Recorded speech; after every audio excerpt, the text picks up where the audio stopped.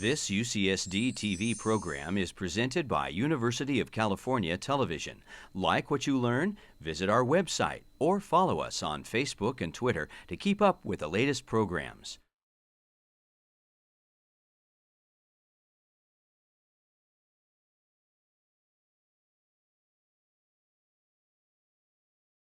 Good evening, everybody. Thank you so much for being here. My name is Steven Schick, and we are the Jolla Symphony Orchestra. We're very happy that you're here. We're very happy that we're here also. And of course, as with all orchestra concerts, we'll start with our concertmaster, Peter Clark, and we'll tune the orchestra. So we'll be with you in just 1 second.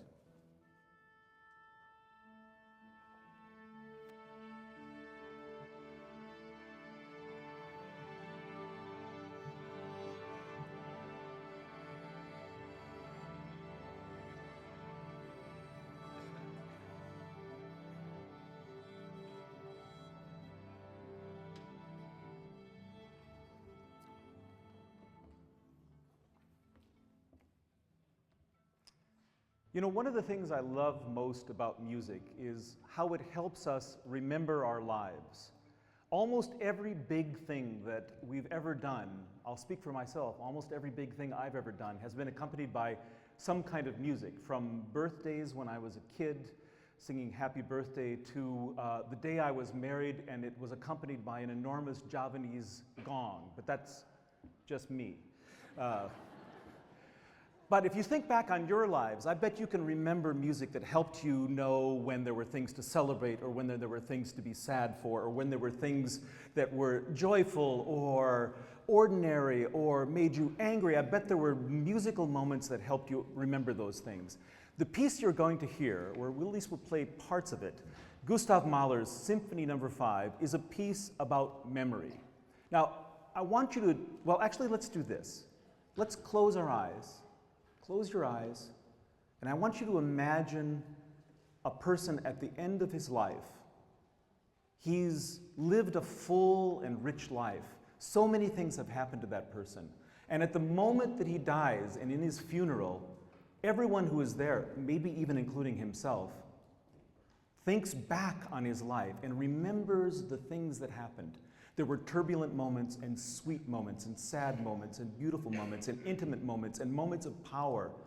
And all of those things happen in a life, and they all happen in the first movement of Gustav Mahler's Symphony No. 5. This is a piece that works in reverse. It starts with a funeral march, very stentorian, very ritualistic, and it plays itself backward through the episodes of a life. Mahler lived from 1860 to 1911, actually. And this was the last piece he was tinkering with, really as he died. He wrote the piece in 1901 and 1902, but really as he was on his deathbed, he was still making revisions. And so, in a way, maybe this is even about Mahler himself. The first sounds, you can open your eyes now if you haven't already.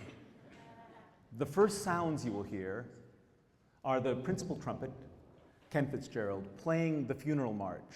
A single voice, kind of alone, that stands for this man in this moment. And then when the orchestra comes in, it comes in with such power, and then such sweetness, and then such turbulence, that you can imagine this is a piece that sums up the totality of someone's life. We're going to play about the first 6 minutes of the first movement for you. Orchestra, I'll just cut you off when I've looked at my watch. We're 6 minutes in. And I hope you enjoy the beginning of Mahler's Fifth Symphony. It's one of the most famous beginnings of any orchestral piece anywhere. Again, thank you for being here. Here's the first movement of Mahler 5.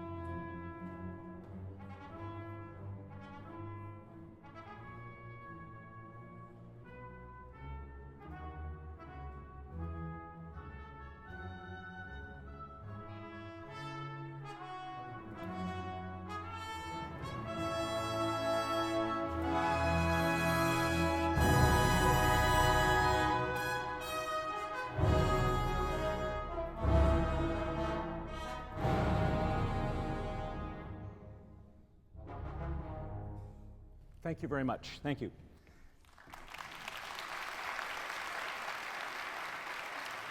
Ken, will you stand up, please? Ken Fitzgerald, ladies and gentlemen.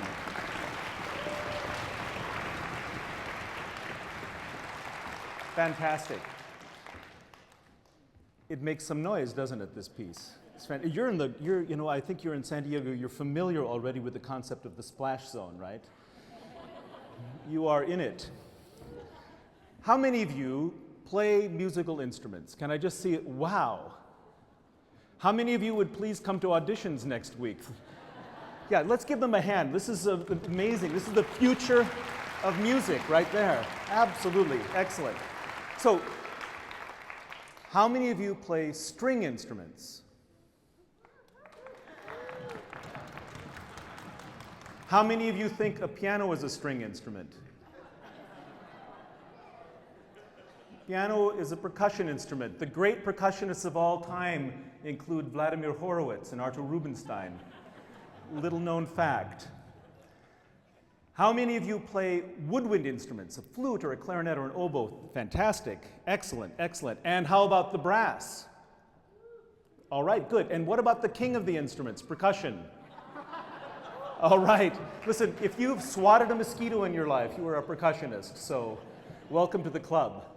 So what we'd like to do is to show you, first of all, some of these instruments in isolation. The wonderful thing about Mahler is that he writes symphonic pieces in which much of the time you're playing together and you're making an enormous amount of noise and sound, but often you're playing very small, momentary, intimate chamber music together. And you often hear solo instruments playing completely alone. It's unusual. It certainly was unusual at this time in music history. It's one of the things we know Mahler for. And so what we'd like to do is to play the very beginning of the fifth movement. So we heard the beginning of the first movement. Now we're going to jump to the end of the piece, and we'll play just the part where we hear the woodwinds playing solo music. And you'll have a chance to hear, well, first of all, let's introduce people. We're going to hear Nicoli. Stand up, Nicoli. This is the moment which our principal horn. And Tom Schubert. We'll hear Tom, the principal bassoon. We'll hear Jenny Smerud, clarinet, and Carol Rothrock, oboe. Wonderful. And we won't go on, ladies and gentlemen. We're making this up, by the way, as we go. So you'll see we're just talking through this. We'll just play the opening soli section, and then we won't go on to anything else. So let's hear what the wind instruments sound like when we hear them separately.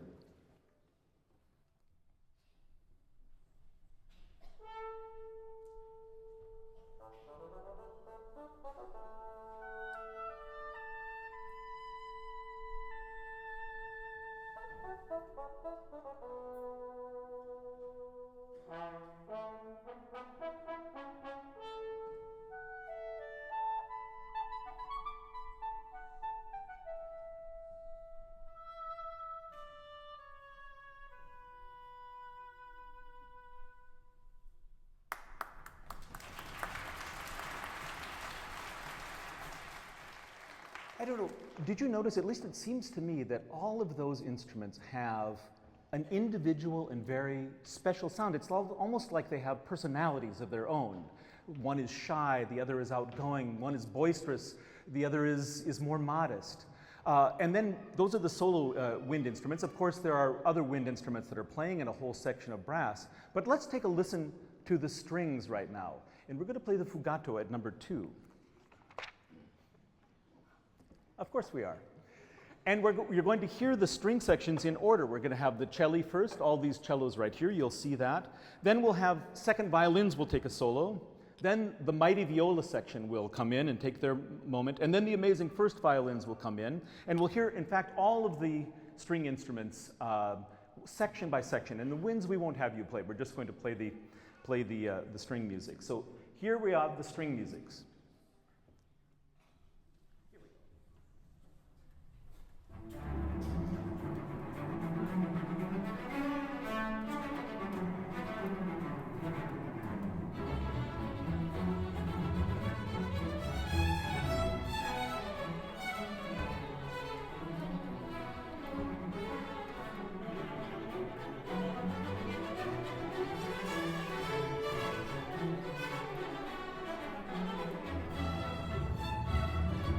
Thank you very much. And could you hear each section coming in? It was a short passage, but really wonderful. Now, we'll get to the percussion later. You'll hear a lot of percussion. But let's move on to another topic. We've had a little chance to listen to the individual sounds. Now we're going to put them together. And I want to ask you another question. We talked about how we can remember a piece of music. But do you know that music, at least orchestral music, comes very often out of dance music? Actually, I think orchestral music comes out of either music that you can sing or the music that you can dance to. And you can tell really easily, because if you leave the auditorium humming the tune, that's music that you can sing. If you find yourself bobbing your head or swaying or tapping your foot or elbowing your neighbor or anything like that, chances are it's music that you can dance to. And right now, we'd like to play a little dance music for you. Now, we don't have a disco ball. We forgot that. That's my fault, really. But what we can do right now is in this music, which is a waltz. It's not a dance that you might know, but I bet anything that if you listen to it, you might find yourself nodding your head or swaying from side to side, or even doing some hip exercises that I find myself doing from time to time. If you feel this way, go ahead and move along. Tap your foot, don't hit your neighbor. I think I was just kidding about that. But we're going to play part of the third movement from figure 17.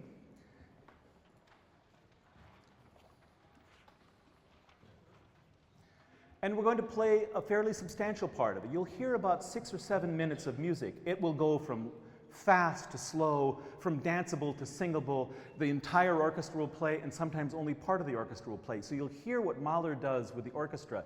He looks at the orchestra the way a painter looks at color, as a means to sketch or draw or paint a topic that he's interested in. So this is an episode from this man's life. You remember I asked you to imagine this full life. And this is an episode in which there was dancing and light and laughter. Let's listen. From 17.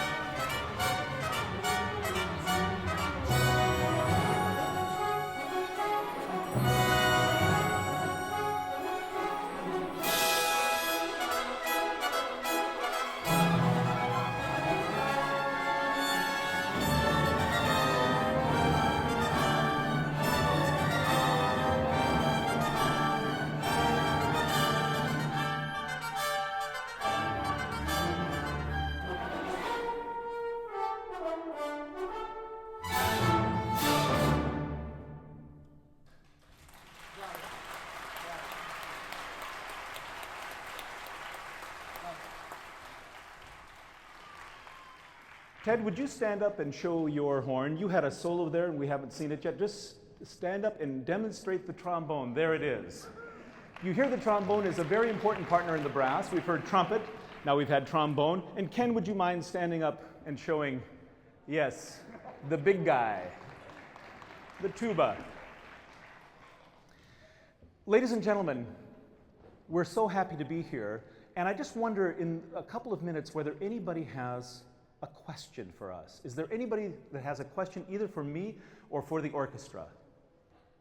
Okay, yes, sir. What is your question? Is harp percussion? Yeah, wow. I'm going to turn to my doctoral students in percussion. Steven Schick, you're defending your doctorate in 2 months. Can you answer the question whether harp is percussion or not?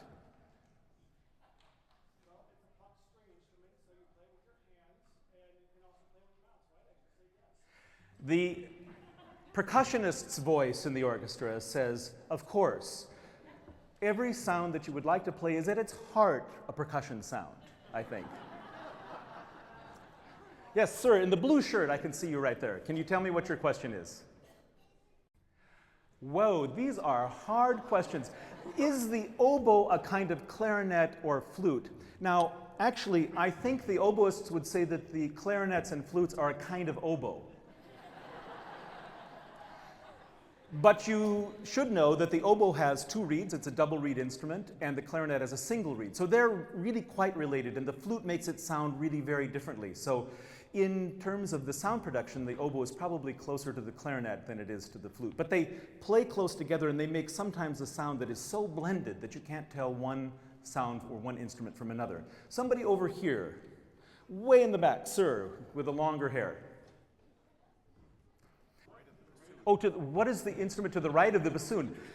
Jennifer, stand up. This is a really interesting instrument. All right.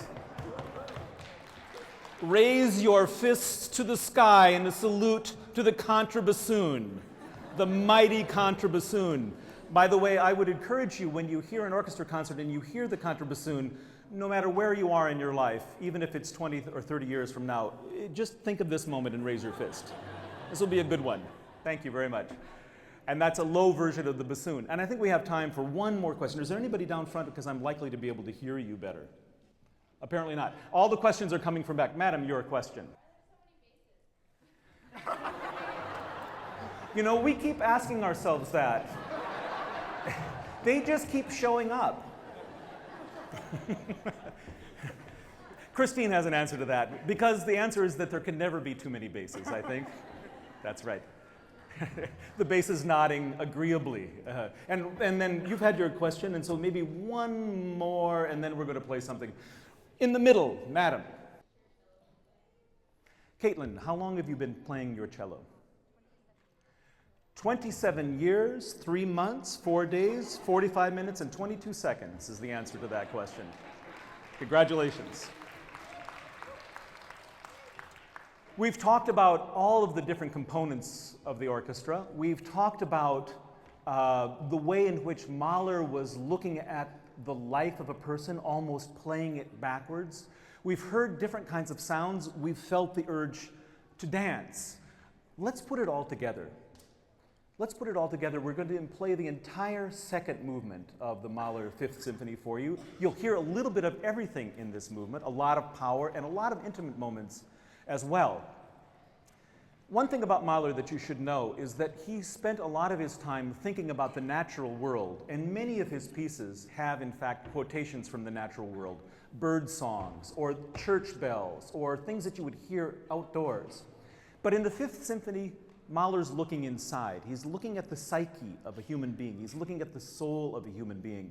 And so when we play the second movement of this piece, something that is marked in terms of tempo as stormy, you can imagine what kind of inner world Gustav Mahler actually had.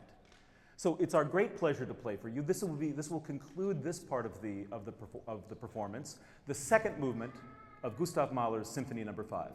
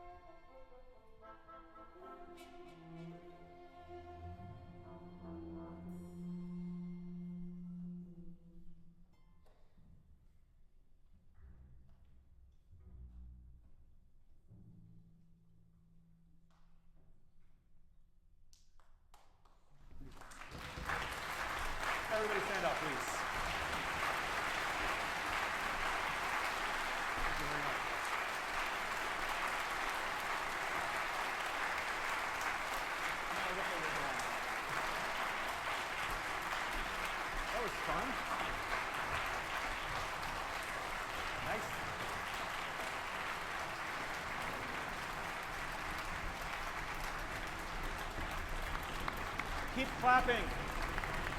Keep clapping.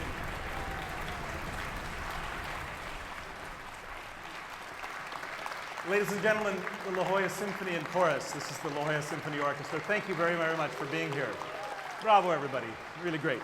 Thank you.